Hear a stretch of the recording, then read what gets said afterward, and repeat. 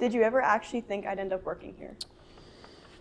You know, I didn't give it a ton of thought, and I'll tell you why. I think it was because of the way that my father indoctrinated me into the business, where I played a lot here. I only knew Arnold's Factory Supplies back then as a place where you made boomerangs and drove fork trucks. So I didn't really think that much about it.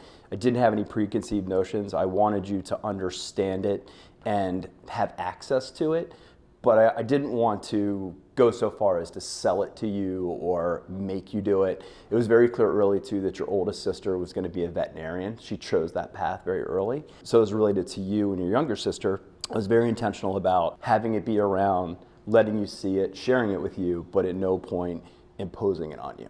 So similar question back to you. Along the way and watching Dad do what Dad did you picture yourself here at any point?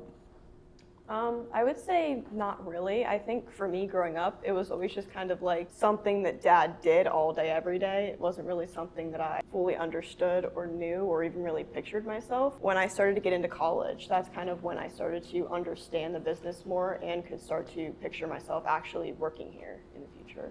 And early on, if there was something that gave you that thought, what was attractive about it that you thought, maybe I could make that a career path? Was there anything that you remember being attractive or that seemed to be aligned with where you thought you might want to go in the future? I think it was for me less so what the business sold or what it did, and more so the culture of the business and the business itself, and knowing it's something that I truly care about and it's something I'm willing to work and put all this like time and effort into, because otherwise what's the point of working hard and showing up every day? What's one word to describe working with me so far? For me, energized.